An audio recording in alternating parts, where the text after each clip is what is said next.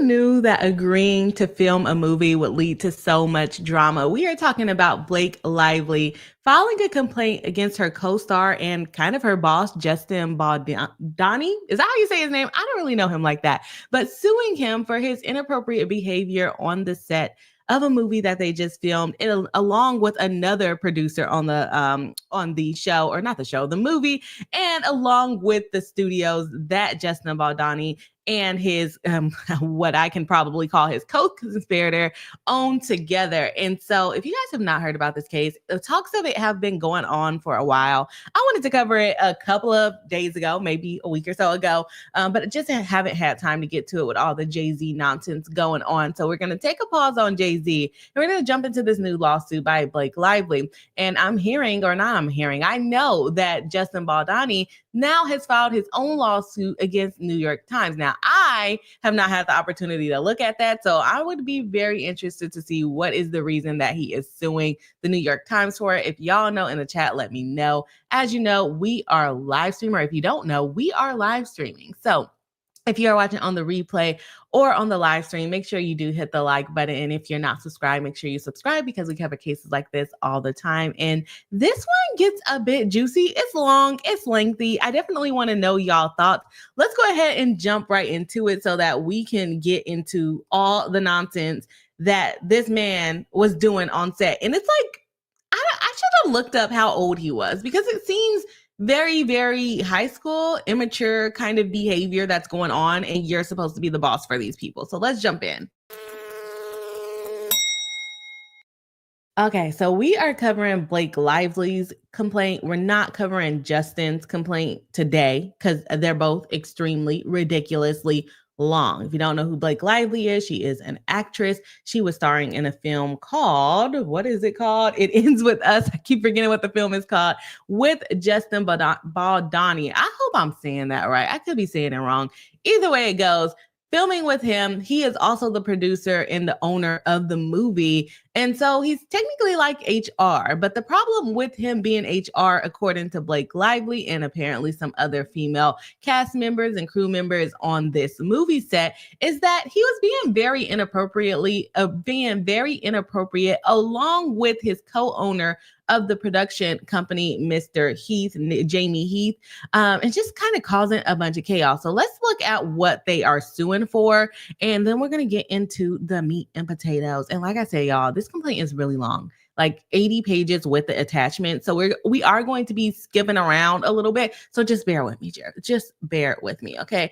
I thought I freaking added the uniqueness of doing live streams. I thought I already added the complaint, and I did not already add the complaint. So let's go ahead and share the screen on that. Share, boom. Okay, let's go. Okay, so we have the complaint for damages. I got to add it to the stage. That would be helpful, Brie. Complaint for damages, Blake Lively against Wayfair Studios. That's the company that Justin Baldoni and Jamie Heath own together. We'll get into it. I can't remember if Jamie Heath owns it or was just part of the production. I know Sarwitz, I believe, owns it, and Melissa Nathan, who is in charge of a PR company. Oh, I didn't realize they sued her individually as well, along with her company and some other people that we're going to talk about in just a little bit. This is a complaint for damages for sexual harassment, retaliation, failure to investigate, prevent, and or remedy harassment. Remember, we saw that in the Lizzo complaint. Retaliation against the labor code, aiding and abetting harassment and retaliation, breach of contract, intentional infliction of emotional distress, negligence, false light, invasion of privacy, interference with prospective economic advantage. So Blake is accusing these people of doing all of these things to her. And why is she doing it? Because on January 4th, 2024, prior to resuming filming of It Ends With Us, following guild strikes, an all-hands meeting was convened to address the hostile work environment that had nearly derailed production of the film. Attendees of the meeting included Justin Baldoni, who is the co-chairman and co-founder of Wayfair Studios, the owner of the film. So he is all involved. He is also the lead actor in the case, as well as the director, executive producer, and like I said, the actor and lead role of Ryle Kincaid. Jamie Heath is the chief executive officer of Wayfair and producer of the film. So I was messing that up earlier. He is not an owner of Wayfair, but he is the CEO of there, and he's also helping produce the film. We also got Ange Giannetti, the film's representative of its distributor, Sony Pictures Entertainment, Alex Sachs, a producer on the film, Todd Black, a producer on the film, and Blake Lively, who played the role of Lily Bloom in the film. Miss Lively also had the agreed upon right to have a representative present. She chose her husband, given that the meeting was about repeated sexual harassment and other disturbing behavior by Mr. Baldoni and Mr. Heath.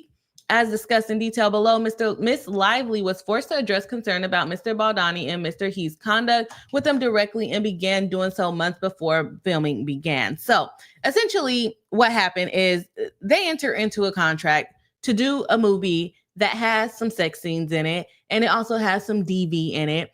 And Blake Lively signed on to the movie. And while they were filming the movie, Baldoni and Heath started getting a little bit inappropriate. There was a strike by the writers, and during that time, Blake was basically like, I'm not coming back unless you fix these things. And they are quite a bit of things. So we're talking about 30 things that Blake was asking them to fix before she came back. And so let's talk about what those things were. And then we're going to jump into what even led to her having to ask for them to make these kind of corrections. And y'all, give me a second because somebody decides they like to play music when I'm streaming. Yeah. Nobody wants to hear all of that. Okay. So the things that she is saying needs correction, and y'all let me know. Let me know what y'all think. Like I said, this is live.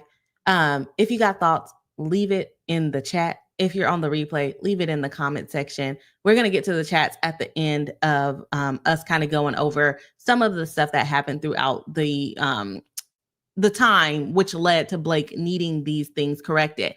And to be surprised, or maybe not to be surprised, they were agreed to. The question is whether they continue to follow their agreement, and then the kind of downfall of what happened even after the agreement, after the movie was finished, because the movie does get finished. I haven't seen it. Let me know if y'all have seen it. Let me know if you want to see it, all the things. So these are the things that Blake Lively said they need to agree to before they restart filming. So remember, they already started filming, got put on strike, or the writers went on strike, so they had to pause production. And Blake said, I'm not coming back unless these things. So no more showing nude videos or images of women, including producer's wife, to Blake Lively and or her employees. That's oddly specific, and we'll get into that why in a moment. Number 2, no more mention of Mr. Baldoni's or Mr. Heath's previous pornography addiction or Blake Lively's lack of pornography consumption to Blake Lively or other crew members. Now we are supposed to be filming a movie. Why are we talking about the type of movies that these people like to watch in their spare time, which may or may not be very appropriate? And not to mention, these men are married. So why are you talking about your sexcapades with your female actress? And she is also married herself. Another one.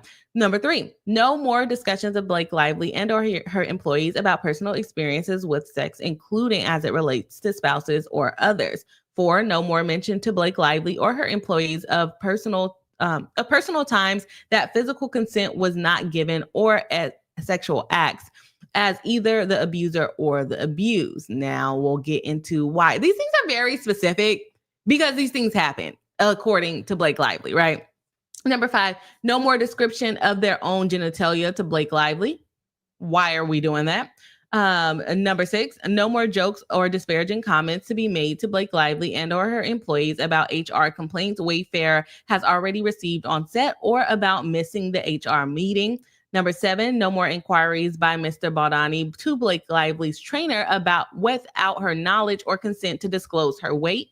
No more mention, or number 8, no more mention by Mr. Baldoni of him speaking to Blake Lively's dead father, which is odd, but we'll talk about it. Number 9, no more pressing by Mr. Baldoni for Blake Lively to disclose her religious beliefs or unsolicited sharing of his own. Number 10, If Blake Lively and or her infant is exposed to COVID again, so this happened, right? Blake Lively must be provided with immediate notice as soon as Wayfair or any other producers become aware of such exposure without her needing to uncover days later herself. Number 11, an intimacy coordinator must be present at all times when Blake Lively is on the set in scenes with Mr. Baldoni. So at all times, not even just in the sex scenes. Number 12, no more personal, physical touching of or sexual comments by Mr. Baldoni or Mr. Heath to be tolerated by Blake Lively and or any of her employees, as well as any female cast or crew without their express consent. 13, no more improvising of kissing. All intimate touching must be choreographed in advance with Blake Lively and an intimacy coordinator. No biting or sucking of lip without Blake Lively's consent. And all intimate on-camera touch and conversation must be in character, not spoken from Mr. Baldoni to Blake Lively personally. These all seem like rules that they should have been aware of before they actually started filming. But Blake Lively is saying no. This guy, owner of the movie, one of the producers, owner of the production company, is just being inappropriate. And I don't know if I've ever even seen anything with Justin Baldoni in it. I'm not a fan of him. I don't know him from a can of paint, to tell y'all the truth. Okay. Number 14, Blake Lively to have a representative on set at all times and with a monitor during scenes involving nudity, sexual activity, or violence with Mr. Baldoni. Number 15, all actors participating with Blake Lively in intimate scenes involving her being in any state of nudity or simulated nudity must be classified as active working actors, not friends of the director or producers, and must be pre-approved by Blake Lively. No more filming of any of Blake Lively's nudity without a full executed SAG-compliant nudity writer in place. Any such footage already shot without this writer in place and in direct violation of the SAG requirements may not be used without Blake Lively's and her legal representative's prior written consent.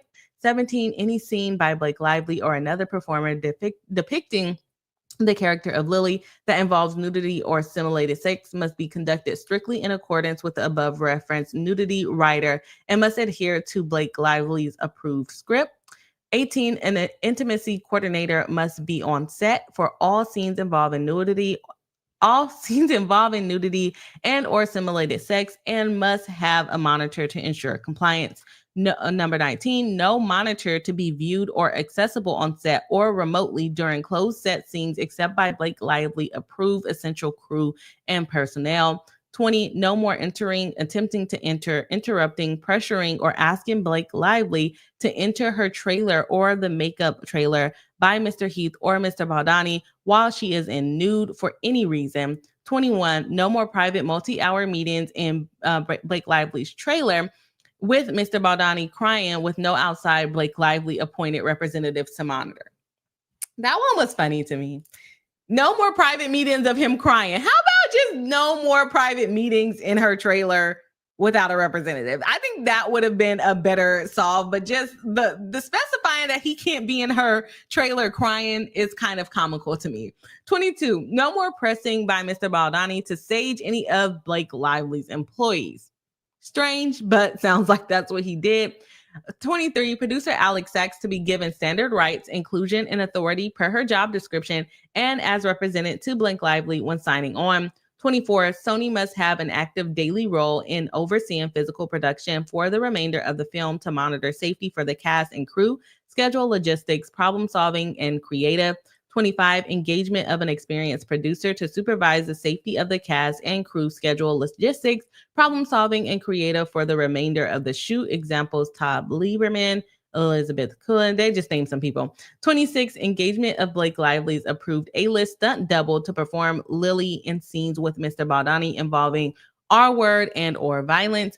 Blake Lively to perform only close-up work or work from a Blake Lively pre-approved shot list in scenes with Mr. Baldoni involving SV. Sexual and violence is what the SV is. Let's see here.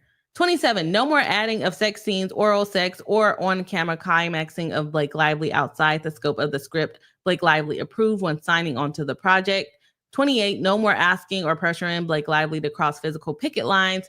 29, no more retaliatory or abusive behavior to Blake Lively for raising concerns or requesting standard safeguards.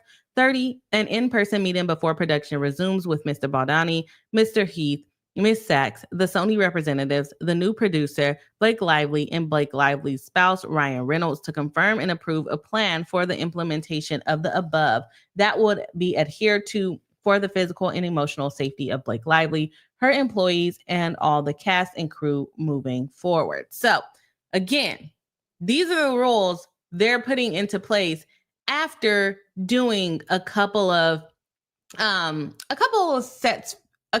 filming sessions. Jeez, I cannot think today. This complaint is long. Okay. And so those were the rules.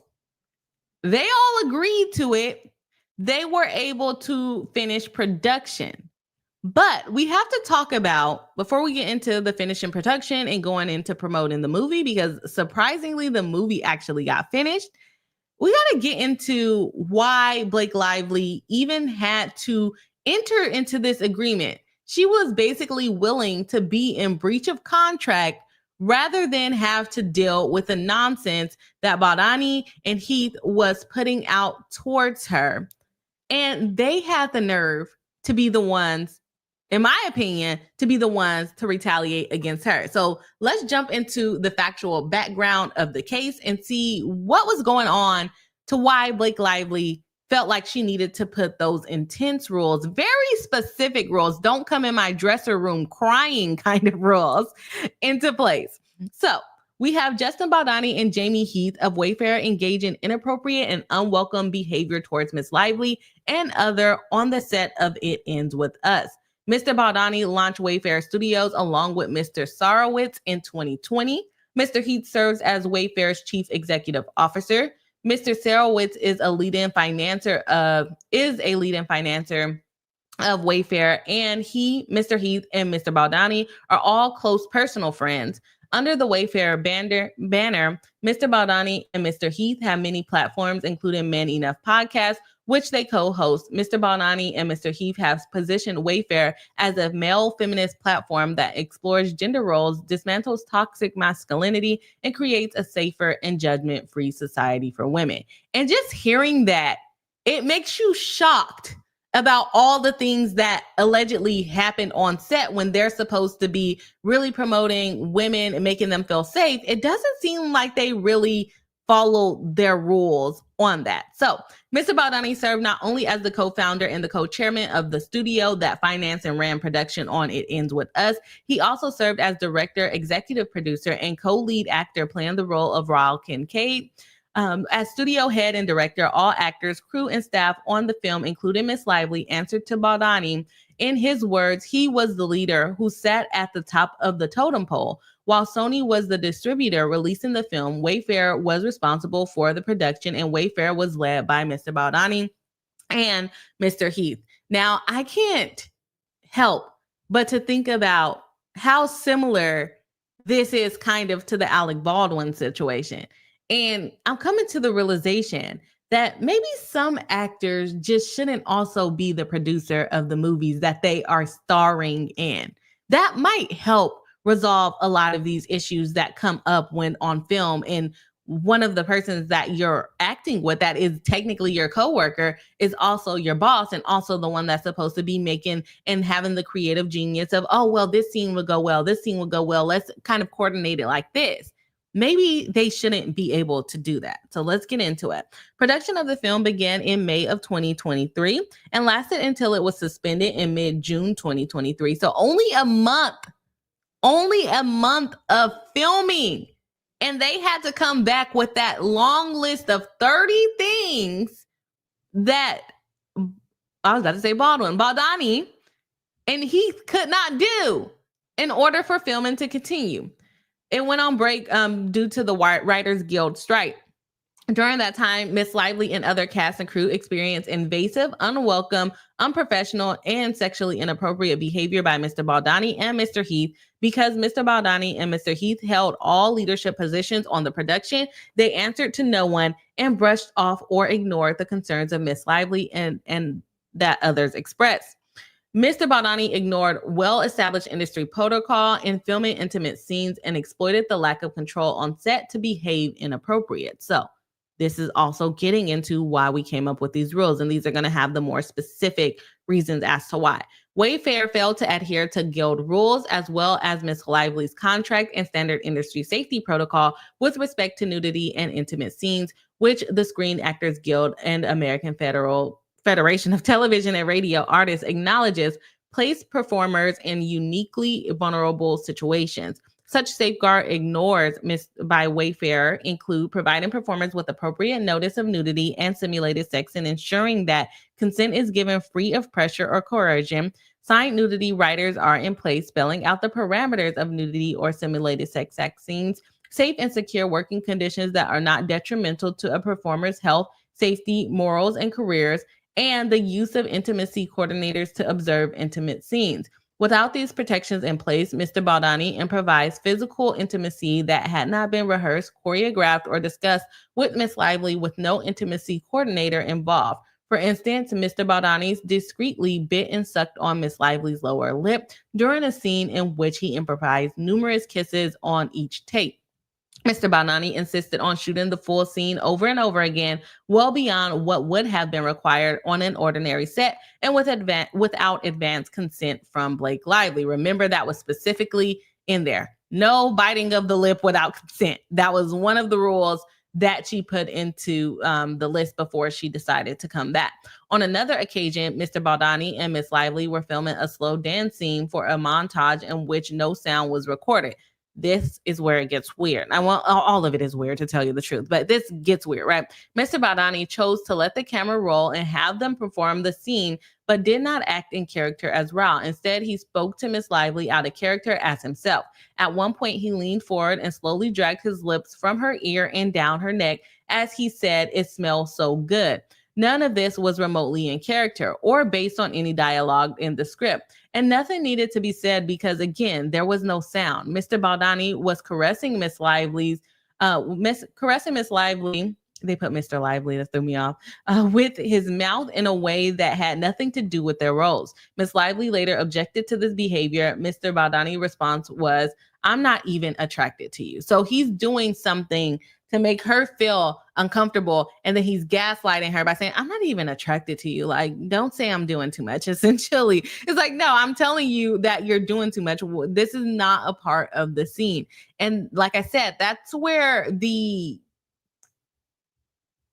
misstep, I can't even think of a word, of having someone be the producer and the actor. He's just basically throwing in scenes and improvising in his head like, this will probably look good. Let me do it without even talking to anybody. I feel like that can be a very, very slippery slope. Mr. Baldoni inserted improvised gratuitous sexual content and or scenes involving nudity into the film, including for an underage character, in highly unsettling ways. Now, where does this remind us again? Baldwin with the unsafe gun handling around the minor child. I don't think this character is actually underage. I don't know. I'll have to look into that. But she's playing the younger version of Blake Lively's character. After Miss Lively signed on to the movie based on a draft of the script, Mr. Baldoni, without Miss Lively's knowledge or consent, personally added graphic content, including a scene in which Miss Lively was to on camera. We're going to go with for that word. Y'all can read it. When Miss Lively objected to these additions, Mr. Baldoni insisted he had added them because he was making the film through the female gaze. Although he agreed to remove the scenes, he made a last-ditch attempt to keep one in which the couples owed together on their wedding night, which he said was important to him because he and his partner owed simultaneously during their own intercourse. What does that have to do with the movie? What you and your partner do in your bedroom has nothing to do with the movie. Again, adding in stuff that he thinks will sound and look good and make for a better movie without discussing it with anyone else. Mr. Baldoni then intrusively asked Miss Lively whether she and her husband simultaneously during their adult activities, which Miss Lively found invasive and refused to discuss.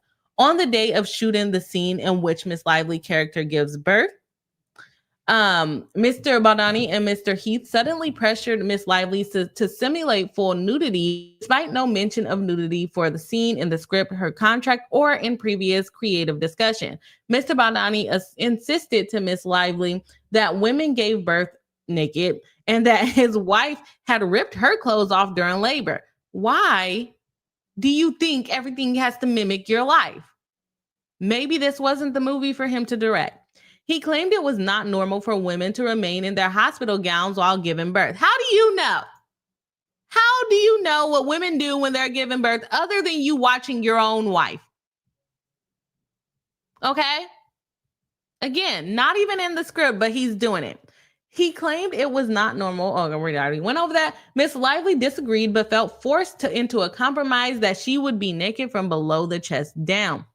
When the birth scene was filmed, the set was chaotic, crowded, and utterly lacking in standard industry protection for filming nude scenes, such as choreographing the scene with an intimacy coordinator, having a signed nudity writer, or simply turning off the monitor so the scene was not broadcasted to all crew on set and on their personal phones and iPad.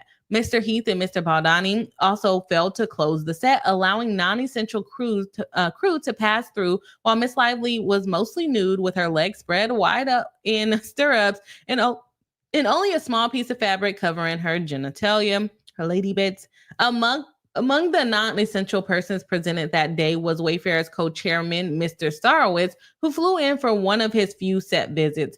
Miss Lively was not provided with anything to cover herself between takes until after she made multiple requests. Miss Lively became even more alarmed when Mr. Baldoni introduced his best friend to play the role of the OBGYN, when ordinarily a small role of this nature would be filled by a local actor, presumably someone they can trust, and that is not just some weird guy that's claiming to be the producer's best friend that's going to be all in her lady bits, right? Let's see here. What Miss Lively felt that the selection of Mr. Baldoni's friend for the intimate role, in which the actor's face and hands were in close proximity with her nearly nude lady bits for a birth scene, was invasive and humiliating. And the thing about it as well is that she didn't know that was about to happen. To add insult to injury, Mr. Heath approached Miss Lively and her assistant on set and started playing a video of a fully nude woman with her legs spread apart. Miss Lively thought he was showing her an adult film and stopped him. Mr. Heath explained that the video was of his wife giving birth, and basically said his wife's not weird about it, when Lively was basically like, why would you show that to us without her consent? Mr. Baldoni added a detailed scene to the film in which the underage version of Miss Lively's character, Lily, lost her V card. In both the book and the script for the film, there was no sex scene. Instead, the details about this moment were left to the audience imagination. But Mr. Baldoni added a considerable detail, including both dialogue between young Lily and her boyfriend in the movie about the loss of her V card, as well as a simulated sex scene in which Mr. Baldoni filmed and included in his initial cut of the film a close-up of young Lily's face, accompanied by an audible gasp at the moment of intersection between the people. All the words are kind of hard to say on live stream. Miss Lively was informed that when the scene was shot, after Miss Baldoni called cut, he walked over to the actors and said, I know I'm not supposed to say this, but that was hot. And did you two practice before? So I don't know if these actors were actually minors at the time, but whether they were minors at the time or not, they're playing minors, and I think it's completely inappropriate, and so does Blake Lively. The hard part about that is that it wasn't directly said to her, so she would have to call in these actors to basically testify to the things that they heard during or after that scene happened. Mr. Baldoni and Mr. Heath discussed their personal sexual experiences and previous porn addictions and tried to pressure Miss Lively to reveal detail about her intimate life. I'll just summarize. They both basically say that they have a porn addiction. They ask Blake Lively what about her porn addiction. She just doesn't engage in the conversation with her. They bring it up multiple times to a point where Lively basically says she never even watched porn, and that was in the privacy directly only to Mr. Baldoni. And then he brought it up in front of a bunch of crew and cast members, and he blurted out that she had never watched porn before. So inappropriate. She basically said that to him in a private conversation, and then he took it to a group of people. She didn't have an expectation that he would then tell other people about what she told him in private, which is odd. Like, why are you talking about that? Another thing that he did was claim that he can talk to dead people. And in saying that he can talk to dead people, he had told Blake Lively that he talked to her dead father that had recently passed, which made her really uncomfortable. Could you imagine losing someone and then someone coming around saying, oh yeah, I talk to your dad all the time, when you know for sure your dad is no longer alive, which is completely inappropriate. They go on to say Mr. Baldoni objectified Miss Lively and other women by commenting or criticizing their bodies as sex objects. Basically, he would tell women that they looked sexy when they walk in. And in particular, there was a woman that walked in, I think they said, with like leather pants, and he said it was sexy. Another thing that he did was contact Blake Lively's personal trainer. And basically asked her to lose some weight because he was concerned that he needed to pick her up in a scene. But in fact, that was not even in the movie. There was no scene for him to pick him up. Another day, she wore a low-cut dress, and because she was breastfeeding her baby, and he basically made comments about, oh, take your jacket off in front of the entire cast. And she knew that he was basically being inappropriate, saying things like, oh, I'm sorry, hot is what I meant. I think you look sexy, in a tone that made her feel uncomfortable. Like, this lady is wearing this dress to feed her child, a very non-sexual thing, and you're making it sexual. Let's see. As a result of Mr. Baldoni's behavior, on May 29, 2023, another cast member lodged a sexual harassment complaint about Mr. Baldoni's gross and unwanted comments towards her and others. So he's not only saying this towards Blake Lively, he's also saying this to other people that are on the set, which is inappropriate. Like, you're supposed to be the boss, dude. While on one hand, Mr. Baldoni was objectifying Miss Lively as a sex object, on the other hand, he went out of his way to message criticism of her age and weight, neither of which she could change during filming. On the second day of filming, for example, Mr. Baldoni made the rest of the cast and crew wait for hours while he cried in Miss Lively's dressing room, claiming social media commentators were saying that Miss Lively looked old and unattractive based on paparazzi photos from the set. Now, I can understand if Blake was crying because they said that she looked old and unattractive. But Justin, why are you crying because people are saying that Blake looks old and unattractive? Like, what does that have to do with you? My understanding is that he's married to his own wife and she's married to her own husband. Why are you crying about whether people think she's hot or not for a movie that is coming out? Is it because you thought because people didn't think she was hot enough, they wouldn't like watch the movie? I just don't get that line of thinking. Like, I have never cried, and nor would I think to ever cry because someone else looks ugly or other people are saying someone else looks ugly. Like, you are not that close of friends of like someone telling you that Blake looks ugly should make you cry. That is just weird behavior. Weird behavior. And it was all allegations. I just saw the comment come in. It's allegations. We got to make this clear. None of this have been proven to be true. She would have to bring evidence to show these things. Okay. Crying about the paparazzi photos, she tried to assure him that she should look authentic in the scenes depicted in the photos, which were just after her character has been abused by the fictional husband rather than hot. Mr. Baldoni, however, appeared focused on Miss Lively's sexual appeal above all else. His lengthy outburst caused a delay in shooting, forcing an emotional scene to be shot haphazardly. So just rushing through the film, right? To make matters worse, when Miss Lively tried to have a meeting with Mr. Heath and other producers to discuss Mr. Baldoni's unprofessional behavior described above, the meeting was turned into yet another violation. Essentially, she was having makeup removed from her body, and she was topless. Heath was like, I'm coming in or else we're not having any other meeting. So she felt like she had to agree because she had been trying to get their attention about this bad behavior for a while. And so she agreed for him to come in, but asked him to keep his back turned. And then in the middle of the conversation, she looks up and he's staring directly at her. And then he makes the excuse of, sorry, I'm used to looking at people in their face when they talk to me. I told you, if you come in here to talk to me, you need to stay turned around. You're making me uncomfortable. And then you turn around and you look at her regardless of what she requested. So that's one of the reasons why she asked, don't come in. You guys cannot even ask to come into my dressing room if I am a nude. Honestly, don't ask to come. Why are we in my dressing room? Why are we in my dressing room at all? I would say just don't come in at all. Like I said, they also talked about her body and asked her her personal trainer to make sure that she loses weight in the next 2 weeks. And then when she caught COVID or when she caught strep throat, Baldoni referred her to a specialist who he said can help with the sickness, and she found out that it was actually a weight loss consultant. So he really had a problem with her weight. Mind you guys, she had just given a baby right before starting the filming of this movie. So it's just completely outrageous conduct that has nothing to do with him, but he just keeps inserting himself in her kind of personal life and her personal appearance. She seems to be okay with her appearance. He's the one that seems to have the problem with it.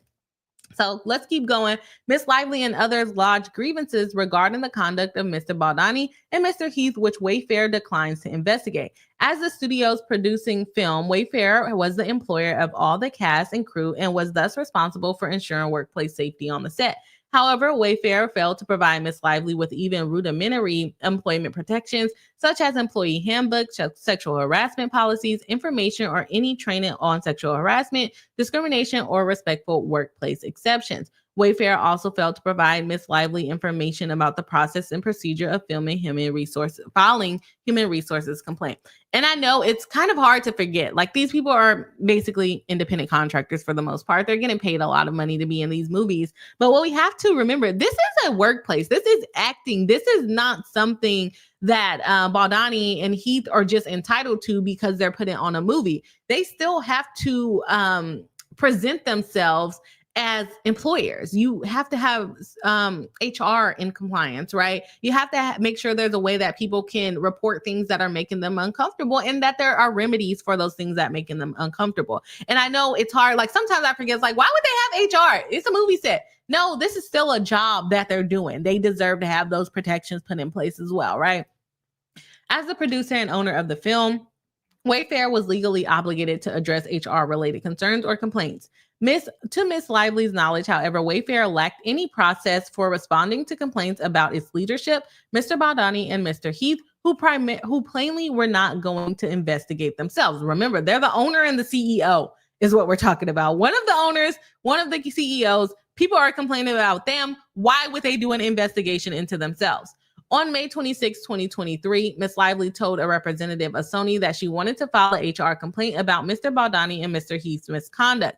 The Sony representative told Ms. Lively that Sony, as the distributor of the film, was not empowered to control Mr. Baldoni or Mr. Heath's behavior on set, and that such concern must be raised with Wayfair, the studio responsible for the production.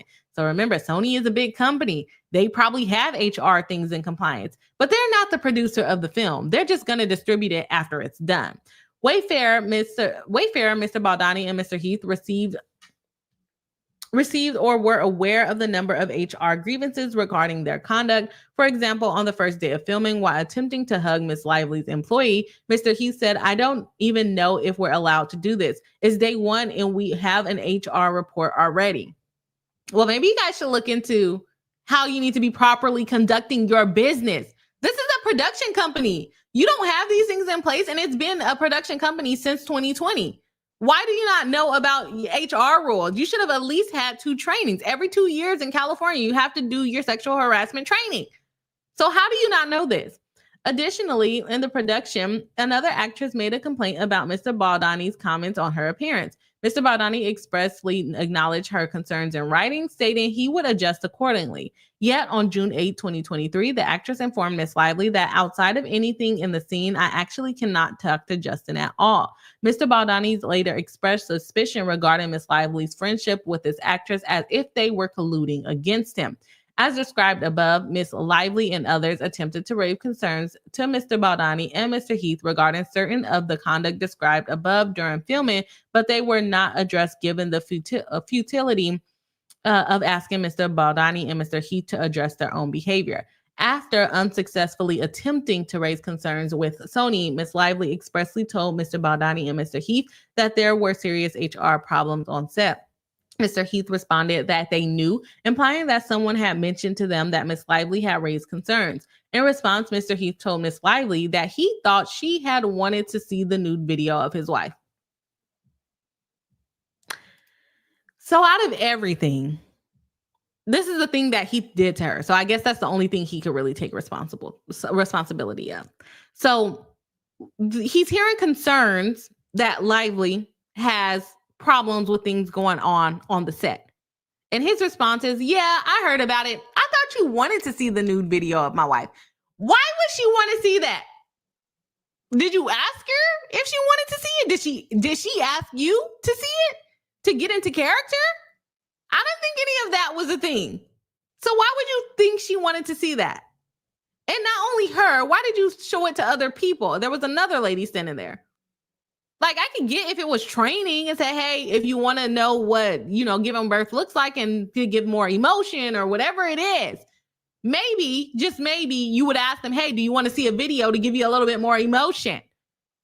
While I don't think it should have been a personal video of his own wife, I feel like they should have some other kind of training videos or maybe an acting coach to be in charge of that. But definitely not him as a CEO teaching her. Like, the only thing I can think of, it would be a teaching how to react in the moment. But again, why would she need teaching on how to be authentic in giving birth if she's had 4 children?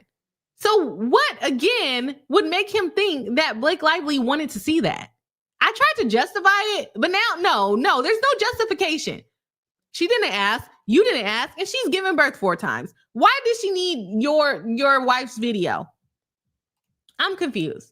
In the same conversation, when Miss Lively expressed her upset when Mr. Heath and Mr. Baldoni had hidden the fact that she had been exposed to COVID outbreak on set from which she and her infant contracted COVID, instead of acknowledging the responsibility and committing to safety moving forward, they expressed upset over production days missed and resulting costs. So she complained over the fact that she caught COVID. And they said, yeah, that really sucked. We missed production days and it made the movie more expensive. Like, no, you need to address the health concerns. Like, what are you thinking?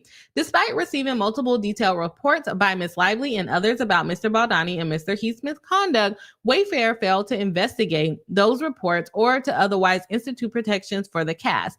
This is so even though the incidents discussed above, among others, did not take place in isolation, and many, if not all, were witnessed by others. The other thing about it is, I understand that Baldoni is the owner of Wayfair. I understand that Heath is the CEO of Wayfair. But do they not have like a lower level, like an HR or a secretary, somebody else to handle these kind of things? There's no way the CEO and the owner should be investigating themselves. There's another owner. Why was he not brought into this, right? This is a really strangely set up company, but as actors and rich people, you would think that they would have their company set up properly, and they don't. That's odd to me. You can even hire outside HR people in California. Why didn't they do that? By these and other behaviors, Mr. Baldoni, Mr. Heath, and Mr. Wayfair engaged in harassing conduct and failed their obligations to investigate complaints of workplace harassment, to prevent inappropriate and harassing behaviors on set, and to provide avenues for cast and crew members to safely raise concerns to neutral parties so that they could be investigated and appropriately addressed. The parties negotiate a contract writer regarding Mr. Baldoni's and Mr. Heath's conduct on the set of It Ends With Us. So basically, the production halted, like we went over. They implemented those 30 rules that were required, that they signed and they agreed to in order for production to continue. A lot of provisions. We kind of already went over them, so we're not going to go over them again. And then we get into the promotion of the movie and the marketing plan. So, in summary, they had a marketing plan that they were not going to paint this movie to be about DV. They didn't want it to seem sad, right? They wanted it to be kind of a movie of empowerment and basically overcoming triumph, which is Blake Lively's character. She is being abused in the movie. She runs into an ex-lover and say, well, what could have been? And we don't want to make it seem like, oh, this is going to be a movie about DV. It's going to be sad. Nobody really wants to watch that. No one wants to feel bad and watch it. It's essentially what they were trying to avoid. That was the marketing plan. Everyone was going and they were promoting it, but no one in the cast wanted to go and promote it with Baldoni. So what does Baldoni do? He decides that he's going to change the marketing plan, allegedly, without talking to anybody, and he was going to start sharing stories of DV and making the movie more about being a DV focused film, which it has DV in it, it has abuse in it, it has SA in it, all of the things. And so he's doing this outside of whatever the marketing plan was, outside of what Blake Lively and the other cast members agreed to, because he didn't want to look bad, allegedly. He didn't want to look bad that none of the other cast members wanted to promote the movie with him. And in addition to that, he wanted to get ahead of the news if Blake decided that she wanted to come out and say, oh, this happened on set, and that's why I'm not effing with Justin like that. I don't want him promoting the movie with me like that. Instead of waiting for her to actually do that, he allegedly starts leaking stories about her to make her look like the bad person. I know, it's completely ridiculous. I kind of summarized a lot for y'all, and so I am skipping around. And I don't know where I need to be in order to get into this. So let's look at some of the text messages that were presented. So we have after this TikTok interview that Justin does, he goes, "Hey, just landed. What is the TikTok strategy? I like you guys to start posting me only in capital letters. Look, Justin." Allegedly, nobody wanted to promote the movie with you anyways, but he wanted to start posting videos of him only talking about DV and clips, why this movie is so important. Remember, the strategy was supposed to be, this is overcoming triumph, this is growing as a person, this is not supposed to be a negative story. He said, nah, F that. Make me look like the person that's sensitive to the DV. And his PR person was like, yeah, sure, let's do it. He then also sent a text message to, is it the owner? Whatever. He also sent a text message to his PR person saying, also, I need you guys to really be on the stories I'm tagged in. I think you should let all people DM me so you can see people's reaction to film, and I can be reposting everything. These next 36 hours are crucial, and we need to be on it, looking at everything, finding the most emotional and touching content from survivors supporting this film and reposting. Need you to be finding survivors, sharing their stories, and amplifying them on my page and TikTok. So he wants to look like the savior. He made this video to basically support people that are victims, or women that are victims of DV. He was even going to share a video of a woman giving birth, but his PR team stopped him, was like, that would probably seem too weird. Yeah. Like, that was already a problem on set of you showing a video to the actress of your CEO, or he didn't do it, but the CEO showed this video of his wife birthing. So you were going to put a woman birthing a child on freaking the internet? Like TikTok and Instagram? Like, you didn't think that would get shut down? Maybe famous people got different rules of the things they can post, but whatever. Anyways, they're going on to, he changed the entire marketing scheme. Not only does he change the marketing scheme, like I said earlier, he then starts to form a retaliation against Blake Lively in the thought that maybe she might come out and say that these bad things happened on set. Mind you, allegedly, according to Blake Lively, she never came out and said these things publicly. This was all private within the HR matter. She wasn't saying she was going to go report it or anything like that. This is her claim, right? He was like, I think she is going to say something. And I don't want her to say something. And if she does say something, I want her to already look bad. This is what Blake Lively is alleging. So Mr. Baldoni and his teams formulate a retaliatory plan. Wayfair knew the details of Miss Lively and other concerns, the HR complaints raised against Mr. Baldoni and Mr. Heath's behavior, Miss Lively's contractual writer, and the January 4, 2024 meeting to discuss their behavior. In addition, Wayfair's PR team knew about the claims by Miss Lively and others, as well as the protection writers, as Wayfair sent the materials to them in November 2023. As early as May 2024, Mr. Baldoni told his team that they needed a plan to get ahead of the claims against him in the event they were to go public. So again, they hadn't gone public, but they were like, we need to get ahead of this. Specifically, Mr. Baldoni wrote, "Just want you guys to have a plan. Plan makes me feel more at ease." Now, for the guy saying that he wants people to have a plan, y'all had a marketing plan that you didn't follow. And now you're telling these people to put a plan together to make sure that if Lively has a plan, Blake Lively has a plan to come after you, you came after her first. Now the plan is important. Absolutely ridiculous. On May 17, 2024, Mr. Baldoni texted his publicist, Jennifer Abel, that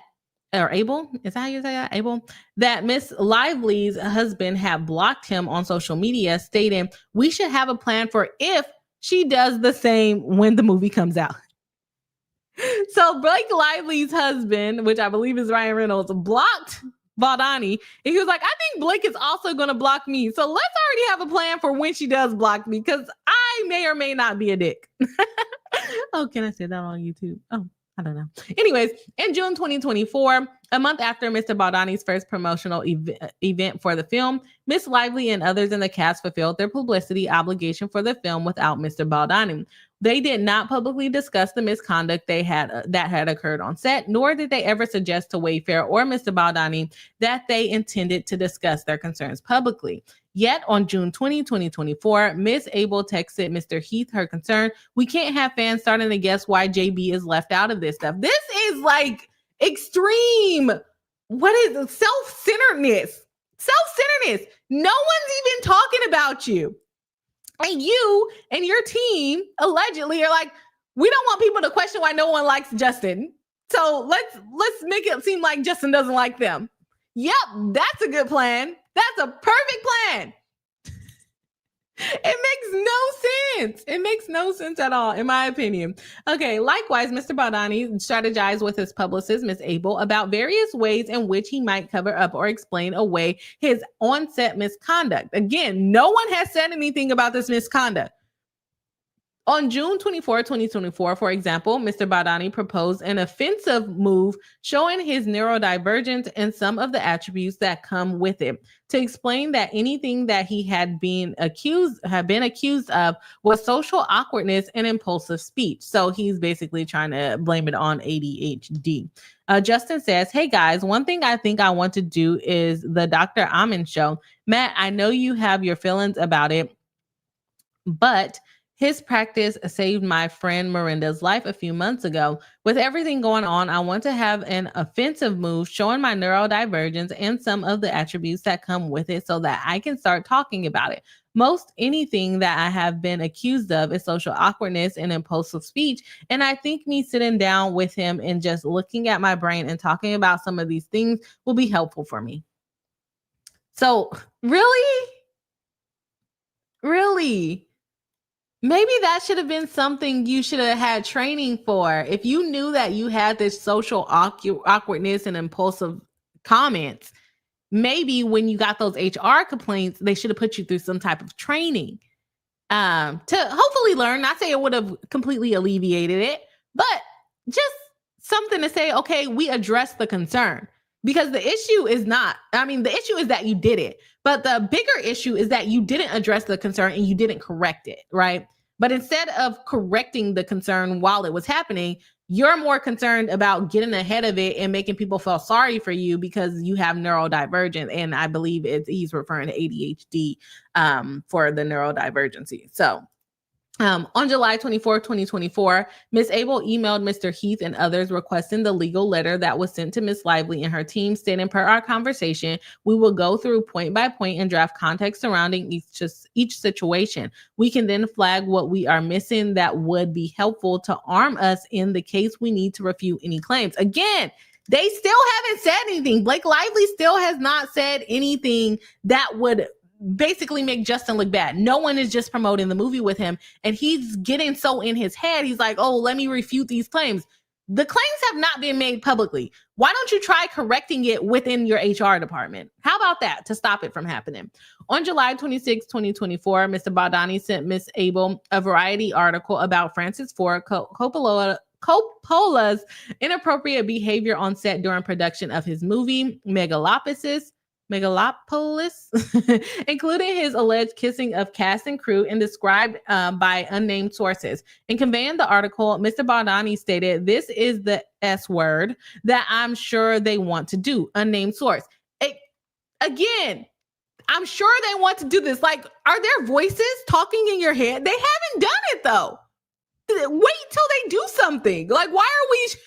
I get getting ahead of it, but there's like no indication that she's going to go public about this. She's literally doing what she's obligated to do under the contract, and the other cast members as well. On July 29, 2024, so this is escalating quickly, y'all. Mr. Baldoni and Ms. Abel discussed a proposal to get ahead of any potential publicity regarding Ms. Lively's HR complaint against him with a social and digital combat plan. So he starts formulating this plan when no one has even started to launch the attack. They haven't even built their weapons yet, right? They haven't even built their weapons yet. And they're like, let's hire someone to protect you. I'm not trying to laugh, but I'm laughing at the situation. I'm not laughing at what Blake Lively and the other cast members went through. I'm laughing at the fact that you are so paranoid, allegedly, that these things are going to come out against you, that you decide to put a target on your back. You didn't think that this would make them want to come forward? If you start talking mess about them, and I try to tell this to my clients, if you say negative things about them, they're going to turn around and say negative things about you. Like, why would you not think that's going to happen? You think you're going to say this person sucks as a parent, and then they're going to come back and say, oh, she was so lovely. She birthed my children. No, they're going to complain about you too, if you're going to talk mess about them. So, sorry, y'all, comparing it to my own stories here. Wayfair engages Melissa Nathan, the agency group, on behalf of Mr. Baldoni to launch a retaliation campaign against Miss Lively. As the film release date of August 9, 2024 drew closer, Mr. Baldoni, Mr. Heath, Wayfair, Miss Abel, and others continue to pursue strategy on behalf of Mr. Baldoni and Wayfair to arm themselves against the possibility, she still hasn't come out, that Miss Lively or others might go public with the claims against Mr. Baldoni or Wayfair. This plan took shape. Instead of just correcting your HR, you're going to launch a campaign against her, right? This plan took shape with Wayfair's retention on behalf of Wayfair and Mr. Baldoni of Melissa Nathan, which occurred around July 31st, 2024. Melissa Nathan is a crisis manager. On about June 20, 2024, Miss Nathan launched the agency group PR Tag. So this is a brand new company that she's launching. Tag, they're calling it Tag for short. Tag markets itself as a team of crisis specialists and communication experts and redefines the roles of reputation management. Tag's website states that Tag is more than just creating a powerful narrative. It's knowing how to navigate the narrative towards continued success and a lasting legacy.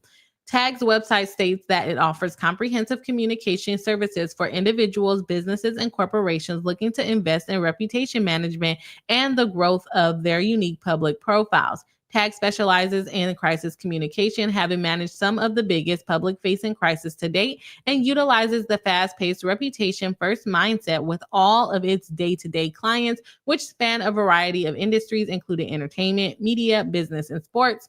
Tag services include messaging and narrative development, media relations, crisis communications and management, and digital and social strategy, among others. But by July 31, 2024, Wayfair had started to put together a timeline of events to be shared with Miss Nathan and Tag. According to Tag's own planning document, the purpose of Miss Nathan's engagement was to help Mr. Baldoni get ahead of the narrative and mitigate bad press that might arise from Miss Lively and other HR complaints becoming public by engaging in techniques such as a rapid response communication systems and cataloging third-party advocates willing to provide a potential quote or engage with reporters on Mr. Baldoni's and Mr. Heath's behalf to mitigate negative narratives from the source outside of Wayfair. So essentially, they're hiring like us here on YouTube to go and comment. When people are saying negative things about Justin, we're going to go and comment and say positive things about them. That's essentially what they're hiring them to do. Also to put out like news articles saying positive things about him again. We also have to acknowledge what the promotion of the movie started in May 2024. It's now August 2024 in this lawsuit, allegedly, and they still haven't come public with the HR complaints.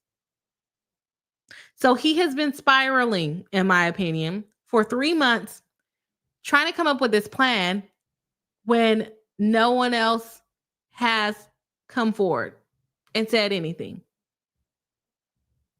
Okay. As set forth above, on August 5th, 2024, Mr. Baldoni sent Mr. Abel a screenshot, I forgot to share the screen. Sent Ms. Abel a screenshot of the thread on X regarding female public figures' alleged history of bullying many women. Mr. Baldoni stated, "This is what we need." The next day, even though Ms. Nathan and Tag had already begun performing work on behalf of Wayfair and Mr. Baldoni, Ms. Nathan texted a text chain with Ms. Abel, and Mr. Heath provided pricing quotes ranging from $75,000 to $175,000 for Tag's crisis mitigation services. Ms. Nathan explained the quotes as follows. The quote one is $175,000. This will be for a 3 to 4 month period and includes website to discuss full Reddit, full social account takedowns. Social account takedowns? Dang, you gonna take down people's account that say bad things about him? Full social crisis team on hand for anything. Engage with audiences in the right way. Start threads of theories to discuss. This is the way to be fully 100% corrected. Quote number 2 was $25,000 per month, minimum of 3 months, as it needs to seed same as above. This will be for the creation of social media fan engagement to go back and forth with any negative accounts, helping to change narrative and stay on track. Ms. Nathan stated all of this will be most importantly untraceable. There is a lot more to both of these quotes, but easier to discuss via phone in terms of capabilities and what I have personally experienced in and out of crisis scenarios. So she is also trying to limit the amount of things that she is putting in writing so that she doesn't get in trouble, because you're basically creating these fake fan pages to basically defend Justin when he is the one in the wrong, right? Let's see. He then goes on. I'm not going to read all the text messages that they have. And it kind of gets long at this point. So let's kind of jump around in it. The Hollywood Reporter announced the retention of Miss Nathan and Tag on August 13, 2024. The report stated in part, the news comes days after sleuths flooded TikTok with speculation about an alleged rift between Baldoni and his cast and crew, including co-star and producer Blake Lively, as well as Hoover. Chatter spiked when fans noticed Baldoni's absence from joint press events and the lack of group photos of Lively and Baldoni together on New York premiere August 6th. Some also pointed out that neither Lively or Hoover nor the rest of the cast follow Baldoni on Instagram. They go on to talk about how Mr. Baldoni, Mr. Heath, and Wayfair perpetrate a retaliation scheme against Lively. Again, they're still continuing on this, trying to create a social media manipulation. Some of the things that they're saying is this is his publicist texting to Jamie Heath. Thanks for the call. Confidentiality. Oh, they're putting confidentiality in the text to say this. I'm expecting this to be confidential, but that doesn't make it confidential. But anyways, thanks for the call. Confidentiality. I'm out to dinner with a friend, 12 plus years, who writes for People magazine, Fox News, In Touch, Us Weekly, and she is fully briefed on the situation and is armed and ready to take the story of Blake weaponizing feminism to any of her outlets the minute we give her the green light. She hates Blake. She heard this story before and will do anything for us, just FYI, little smiley face. So they are finding people that are going to be willing to write the articles on their behalf. On or around August 2nd, 2024, Miss Abel connected the contributor with Miss Nathan. Subsequently, Miss Nathan engaged directly with media sources on behalf of Mr. Baldoni and Wayfair regarding Mr. Baldoni, Miss Lively, and the film. On August 2nd, 2024, Miss Nathan, Mr. Baldoni, Miss Abel and others had a phone call to discuss the services of Miss Nathan and Tag. They got the scenario planning. They want to go public. Should Miss Lively and her team make the grievances public? Again, we're in August and they still haven't come out to say anything negative about him. They're just scared that she is going to come out and say negative things about him. The scenario planning document provides Tag's recommendation to get ahead of this narrative.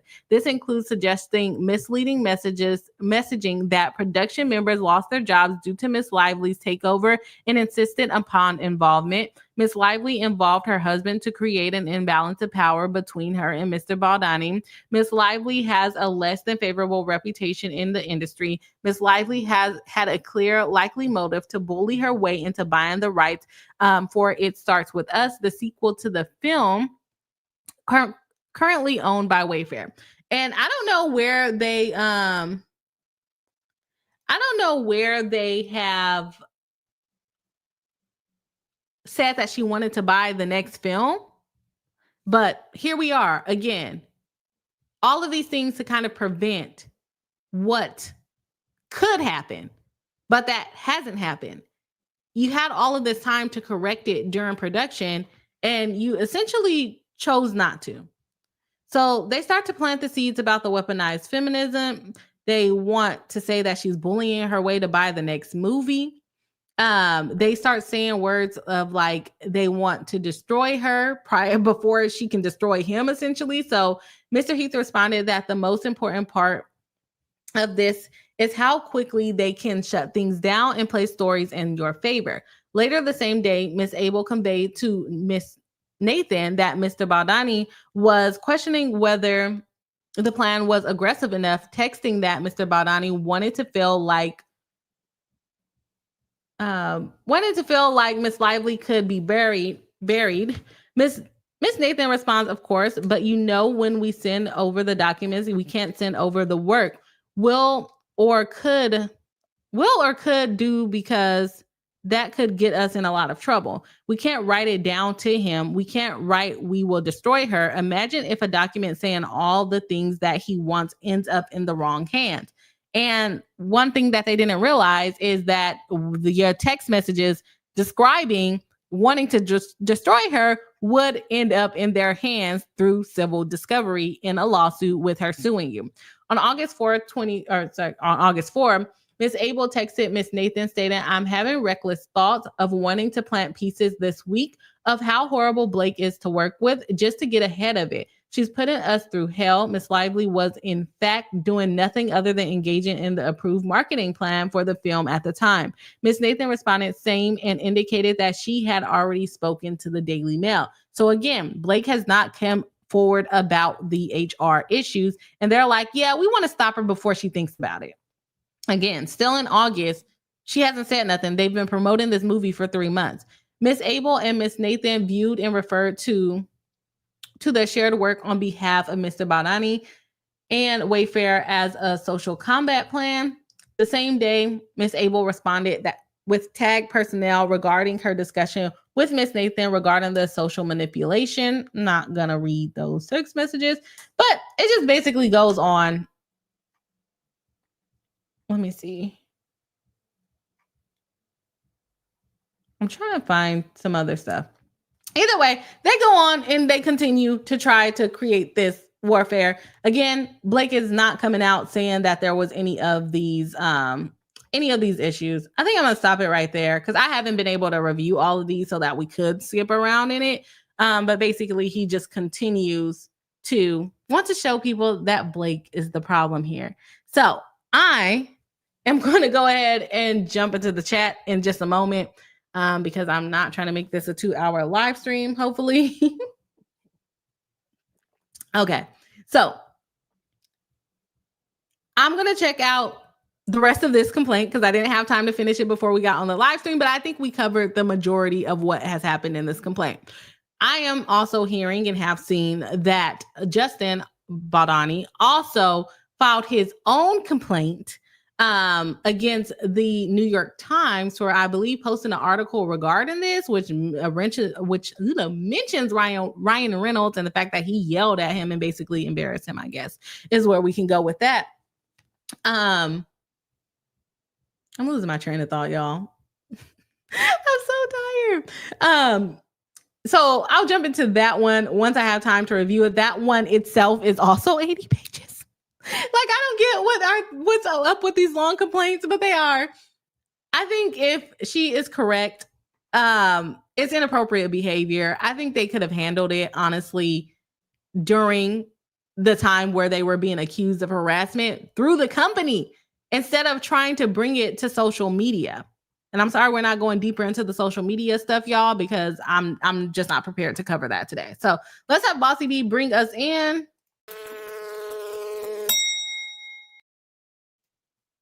And see what chats y'all got about it. Again, we are live. So if you have comments, or right now we're live. If you're on the replay, you're on the replay. But right now we're live.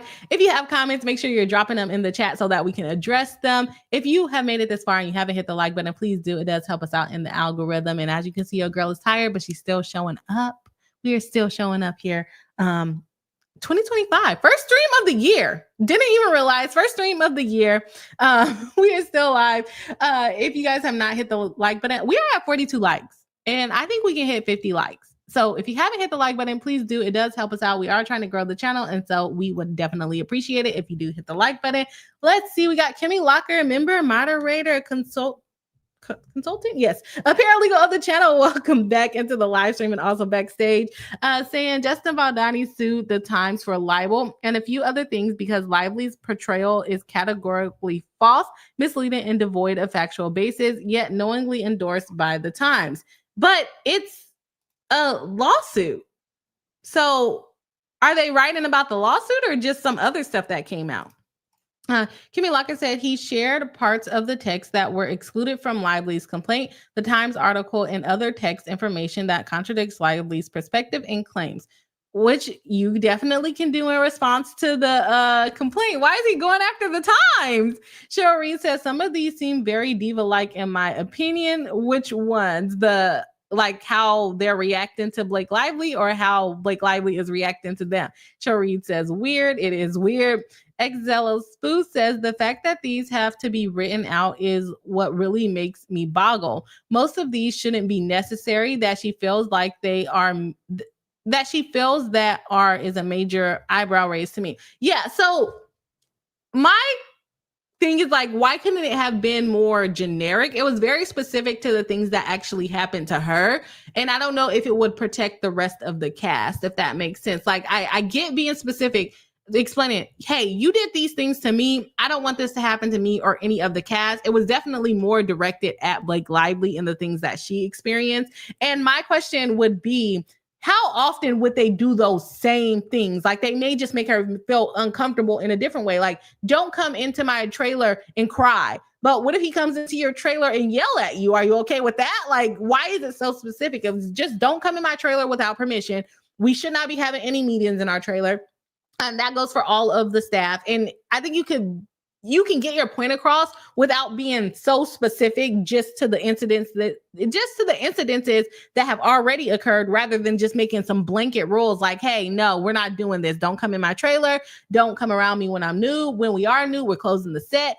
We don't want your friends there. It has to be approved personnel only. I don't think we need to mention, oh, your friends don't need to be there. You know, I don't know if that makes sense, but I hope it does. Amanda M says, most of this sounds taken out of context to weaponize it. Not uncommon when you work with toxic people who try to win the HR war or create a toxic work environment. But the way that you resolve that, honestly, is to have HR put into place. And maybe they did. We haven't gotten the response from Justin yet. But at this point, the way that she's describing it and the allegations that we have is that it does not sound like HR was in place. And honestly, the text messages also support that maybe there was not an HR plan in place in order to not make him kind of spiral and thinking she was going to come after him. Okay. Zealous Boo says to Amanda M, but this was all done years ago before PR war was started. Exactly. So they had time to fix it. And had he fixed it while the movie alleged, and y'all know these are all allegations, it's a complaint. Had he fixed it while the filming was actually going on, maybe he wouldn't have spiraled and thinking that she was going to come after him and try to destroy his reputation. And then it also sounds like he had a big fear of losing the sequel to the movie. But if they already owned the rights, why would you be fearful that you're going to lose the sequel to the movie? That was weird to me. Cheryl Reed says the RR was involved. Ryan Reynolds, I think is what you're saying. Was he involved? Amanda M says sounded more like a plan to hostily take over the movie. You think so?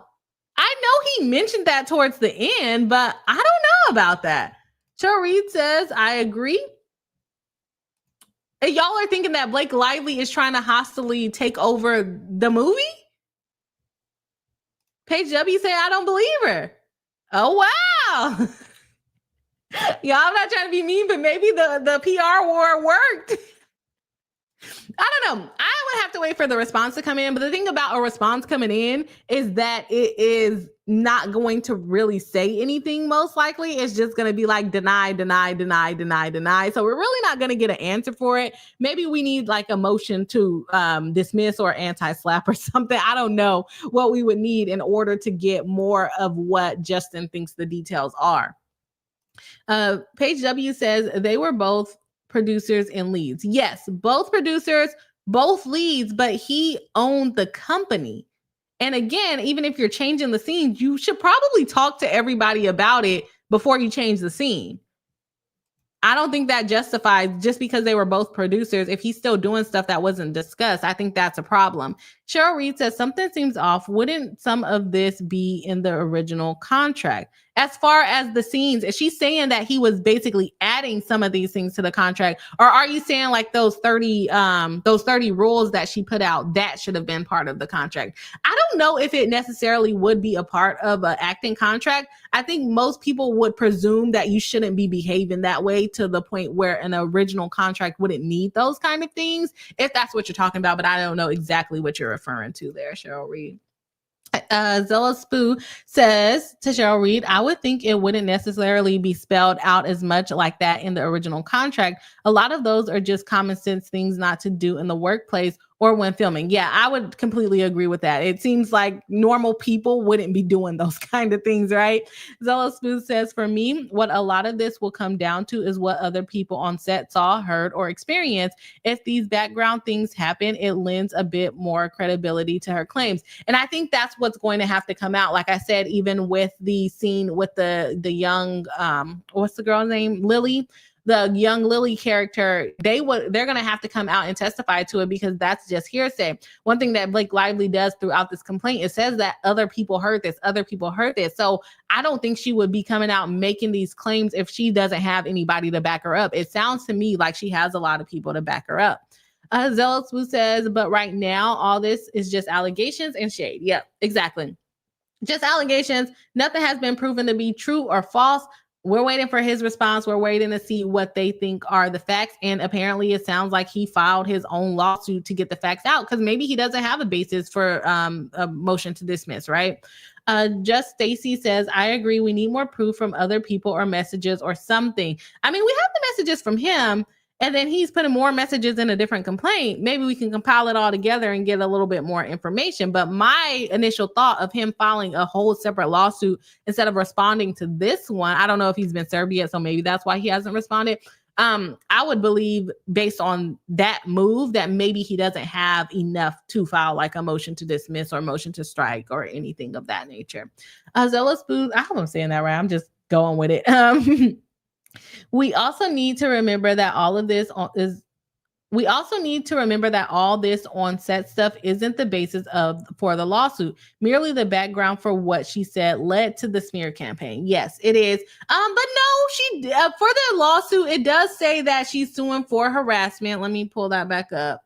Let me go back up there. Part of it is going to be what happened on set is part of Does my brain work? No, it does not. Part of it is what happened on set. So let's go back to what the causes of actions are. We got sexual harassment. That's going to be something that happened on set. Retaliation is going to be what happened on set and part of the smear campaign as well. Failure to investigate, prevent, or remedy the harassment. That's on set. Retaliation, I don't know exactly what. It's just of the labor code. So basically, she complained and they basically are retaliating against her by doing the smear campaign is what I'm going to assume. They didn't really spell out the causes of action in this one and what facts they're alluding to for each of the claims. Aiding and abetting harassment and retaliation. Again, that's going to involve what happened. Breach of contract, the fact if they violated after they entered that agreement. Intentional infliction of emotional distress. I think that's going to have to do with the smear campaign and what happened on set. Negligence, the same, smear campaign and what happened on set. False flight and invasion of privacy. Remember, she said her privacy was violated when they spread the rumor that she had never watched porn before. So I think that would apply to both. And interference with prospective economic advantage. I think that's more going to apply to the smear campaign situation. So yes and no. I think different causes of action are going to support different parts of the complaint. So it's background, but it's also going to be support for some of the other things that she's claiming. Amanda M says there is another lawsuit that provides better context, not just I have no idea why these skis balls ever talk to me. Yeah, and so I haven't read that one yet. So I do have to look into that one, but just based on this particular complaint, until he responds, I don't really know what's going on there. I can look into the New York Times ones, but it may create, it will create a clearer picture, but also the text messages do look a bit incriminating to me. Amanda M says, it was a discussion on how the birth scene would be filmed. Okay. That is good information. That's not included in this complaint. And like I said, I haven't read the other one. And that would be my question. Who asked to see the video? Zilla Spoot says, Amanda M, in a discussion about how a scene will be filmed, I would not want to see anyone's birth video. That isn't appropriate at all. That is another thing to take into consideration. Like I said, she has already given birth 4 times herself. So does she really need to see a video? And what should it really be the CEO showing her whatever she needs to do? Or should it be like an acting coach? He's not the producer. He's the CEO, right? Amanda M says, I'm not saying right or wrong, just more context. And we'll look into it once we get into his lawsuit. Destined to be, welcome back. Moderator of the channel saying, I was looking forward to getting the details on this case. I thought other people have already covered it. Oh, man. Nairobi in Santiago says, his name is Baldoni, not Baldoni. If you can't even pronounce his name right, how can we trust that you aren't actually biased? Also, you haven't read Justin Baldoni's lawsuit, which gives context. You must be new to my channel. I don't pronounce things correctly, okay? That's not the basis and the premise of the channel. Things are going to be pronounced incorrectly from time to time. We are live and I really don't care how to pronounce his name. I don't even know who he is. And how do you know I'm not biased? You don't. This is a YouTube channel. I just talk about lawsuits. I don't know these people, nor do I care about these people. So I don't know what biases you think I might have and whose team you think I'm on. I'm on none of these people's team. I don't know them. We just talk about the words in the lawsuit. That's all we do on this channel. I can care less which way this lawsuit falls. To be honest, just to be frank, y'all, this is a YouTube channel. Let's not do that. Amy Evans says, I'm sure people say it wrong, but it's not a sign of bias. I just don't care to pronounce it correctly. I don't pronounce a lot of things correctly. Okay. I have a speech impediment for one. Y'all don't hear my lisp? Like, come on now. This is YouTube. Let's not do that. Kimmy Locker says to Narabi, Santiago, Bree is reading the lawsuits in the order they were filed and responding to the allegations within them. Yes, exactly. Thank you, Kimmy. Kimmy helps me on the back end. Also, a lot of people that watch my channel know that I also work a full-time job, so I don't sit around just reading other people's complaints all day because I have my own complaints to read and prepare for and argue in court. So, yes, I just received this one. I do have a copy of Justin's as well. And so when I get to that one, we will get to that one and I might judge her. If you guys watch my Jay-Z breakdown, I judge both sides. That's what we do on this channel. I can care less. I really could. It does not affect my life. Just Stacy says, yep, next episode we will have to go over his side of the story. Yes. And so we do already have the complaint for that one. Thank you. Amanda M says, it's fine. Blake just wants us to grab our friends and grab our florals, grab a Betty Boo's and some of her hair care and have a great time watching a movie about DV, but don't talk about that. I don't know. I literally do not follow the people heavy enough to know what their intent is outside of this. We are just covering the lawsuit. Zilla Spoo says to Amanda M, the problem is that was the PR press she had to do as commanded by the distributor, Sony. So yes, she had to say that and promote it in that way. And yes, these people are under contracts. Like I said, they had a marketing plan. Blake is accusing Justin from going against the marketing plan that was originally put in place. When Justin responds to his lawsuit, he will then be able to argue like, no, this was also a part of the marketing plan. The strange part about that, and the reason why I don't think he's going to be able to prove it based on a lawsuit that I've already reviewed, is that the text messages that he's sending, I want only me to do this, only me. It doesn't sound like this included the other cast members. So there's that. Amanda M says, no, that fed into what she wanted the movie to be. Zilla Spoo says to Amanda M, she had to follow the PR brief. It was in her contract. It was even in the supplemental that she signed. What her personal beliefs are on what the movie should have been, I can't comment on. And again, these people can get sued from violating their contracts. I haven't read the contracts all the way and the marketing plan or whatever all the way. So I'm not going to really comment on that. Amanda M says she took over the movie, including editing it. Don't try to tell me that she was contractually obligated for anything. Jeez, y'all know these people?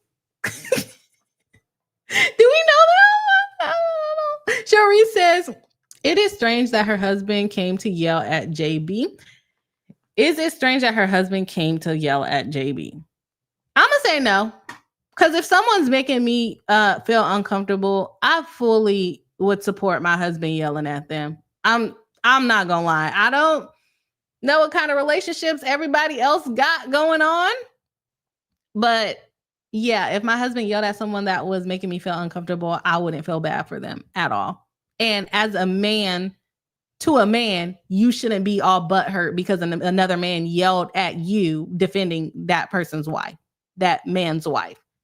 You just got to take it to the chin because you shouldn't have been making his wife feel uncomfortable. And you can call that bias if you want to. Love Myself says, I watched a video on lawsuit to New York Times, and at times they referred to witnesses, and I was thinking, how can I trust any witness that were apparently part of the smear campaign, hence capable of lying? Yeah, that is also going to be a thing. Credibility is going to be a big thing in this lawsuit because Justin is basically saying, oh, I was scared for her to come out and say these things according to the lawsuit that Blake filed. But how do we know Blake wasn't saying things in the background? How do we know that Blake's witnesses are going to be believable? How do we know that Justin's witnesses are going to be believable? Like I said, maybe the smear campaign worked.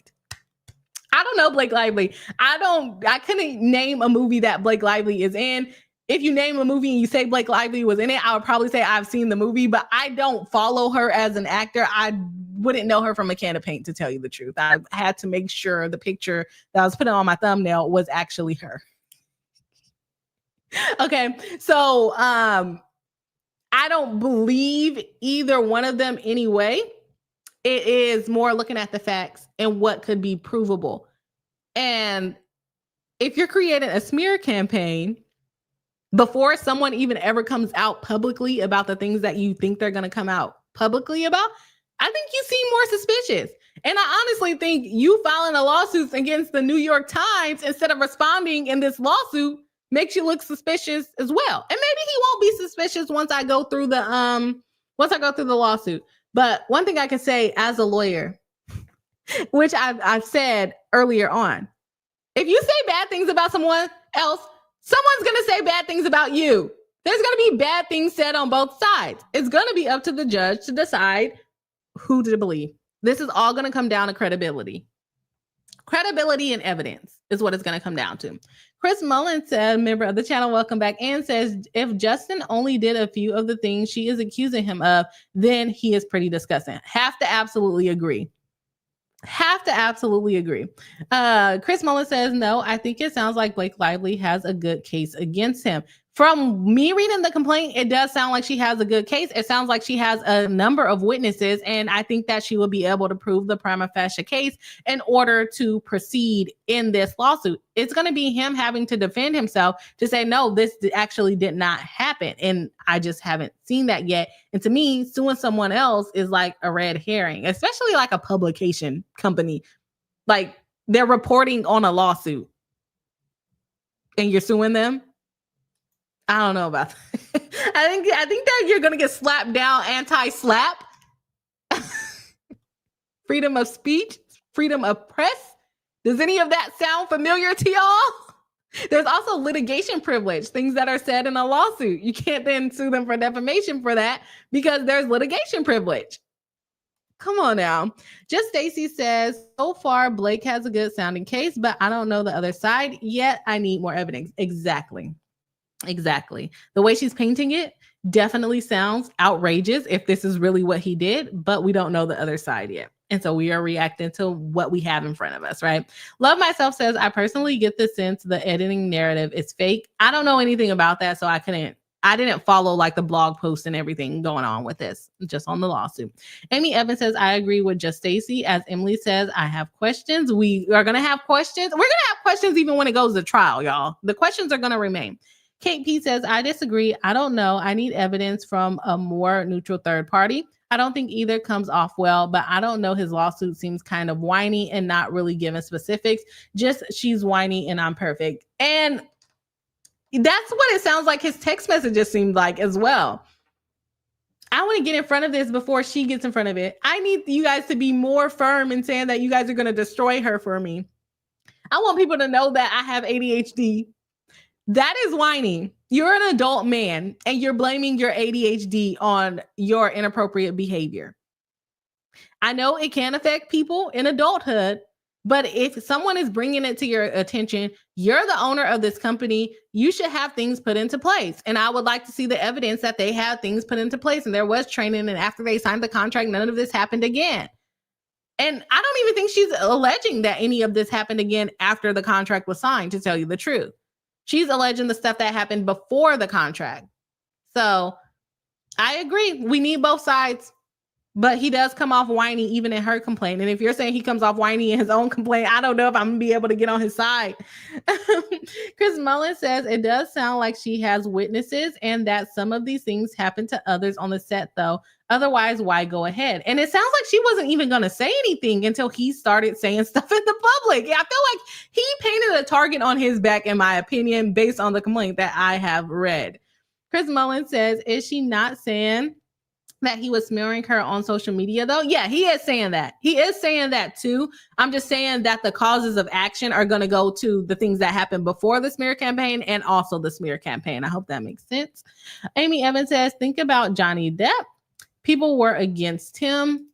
And in the trial, they flipped, right? And there's always going to be people on each side of it. It's always going to be people on each side of it, especially if you're actually fans of them, right? Amy Evans says, but as evidence emerged, that changes. Yep. It happens all the time. Chris Mullins says, my feeling is that everyone, male or female, should feel safe in the workplace. If she did not feel safe, then in my honest opinion, that is a valid concern for her, as long as she can prove it. Exactly. I have to agree. That was perfectly said. I have no comments. Just Stacy says, right, HR is so important, so you have a safe place to report and to directly to the person causing the trouble. You're basically telling on the person that's causing you the harm. Like, I can't even think of the word, but I'm sure that has been provable that is never going to help. And like I said, in California, you can hire outside HR companies. So if you're just an actor that has a production company and you don't know how to run a business, you can literally hire an outside HR department for a couple hundred, maybe a couple $1,000s per month in order to handle your HR issues. And that's what they should have done, in my opinion. Love Myself says, if I were on jury, the smear campaign would make any of their testimony less credible. If you're capable of doing a huge plan to destroy someone just in case, then you're capable of lying. The other part of it, someone mentioned that that we didn't see the other side of the text messages. I think those text messages in themselves are bad enough. I think the text messages kind of make you look guilty. And I don't know what context the text thread could have been in order for it not to look guilty. If y'all know, let me know. But I know someone mentioned that, oh, you haven't seen both sides of the text. I'm like, I just don't see how that's going to make him look less suspicious, but maybe it will. TXJ Cha-Cha says, what Deb V. Heard taught me is not to rely on the mainstream media or initial release. And the other thing, if you was doing a smear campaign to make her look bad, in some of the comments that I got, I'm like, well, maybe the smear campaign worked. They wanted to destroy her. It sounds like it worked. I don't know. TXJ Cha-Cha says, it's better to let them show all their proofs in court and see how it pans out. Yep. Exactly. Just Stacey says, true. People still believe the media takes on that suit. And that's what we do on this channel is we just read the complaint. We just read the legal documents. We don't go off the articles. We don't go off of we make opinions on the complaints or on the legal filings. But yeah, I'm not going to read the smear campaign article. Not basing my opinion on the New York Times either. We're just literally reading the complaint. Like what it sounds like to me is what the New York Times did was read the complaint and report on it. I haven't read it, so don't quote me on it yet. But when I read it, I'm sure that's what I'm going to be finding. And like I said, litigation privilege, freedom to press, freedom of speech. I don't know how that lawsuit survives based on what I'm thinking of right now, based on what I would argue. I haven't read it, so I'll see if there's any, I'll try to figure out what their basis is once I finally read it. Let me see. TXJ Cha-Cha says, Amber Heard fans still attaching her name to this Blake case, and it's a headache. It's the internet. Just Stacey says, I agree. The court case allows us to look at evidence and make out our own opinions based on that. That's what we do over here on this channel. We don't care either way. For most cases, we don't care either way it goes, right? TXJ Cha-Cha says, it sucks when people say we listen to grifters when there's so many lawyers in YouTube with different takes. What they agree on is the process. Exactly. And that's what we are looking at. Mostly, we can make our own opinions, and your opinion might change from day to day. When we did Jay-Z, I was like, oh, his attorney is, being very aggressive. I think they're doing a good job kind of getting ahead of this. And then when the actual stuff, when they started filing a bunch of times, like, okay, you're probably doing too much. And then the court is like, yeah, you're doing too much. Right. So our opinions could change. We're live. Most of the lawyers that I know that do the covering of the lawsuits on YouTube, they're live. They might change their opinion as soon as they get off the live stream. Right. So all we do, cover the facts. Again, I'm not a fan of these people, so I have no stake. Listen, I have no stake in the game either way it goes, because they ain't giving me no money. They're not paying me, so I don't care what happens in the lawsuit. But yes, most of the time it's the lawyers just giving our opinions. Doesn't mean it's right. Okay. We try to throw a little bit of legal education in there, but it doesn't mean our thoughts are right. We don't always get everything right. Zella Spoo says no. She states that it was completed safely after the supplemental was signed. Okay. Yeah. I didn't get to all of that, but she doesn't bring it up anymore out throughout the complaint. So that's what I assume. Chris Boland says, yeah, my understanding is that she only filed the lawsuit after the social media campaign against her.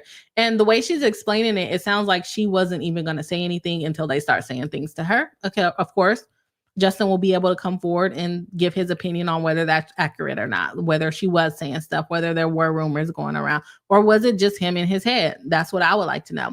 Love Myself says to Chris M, yes, the term astroturfing was listed in Blake's complaint that refers to stuff like fake comments and fake likes and dislikes. Yes, I did skip over that part. It was the astroturfing, which essentially is what it sounded like they hired Miss Nathan's company for. That's what Blake is accusing Miss Nathan's company of. That's why she's being sued.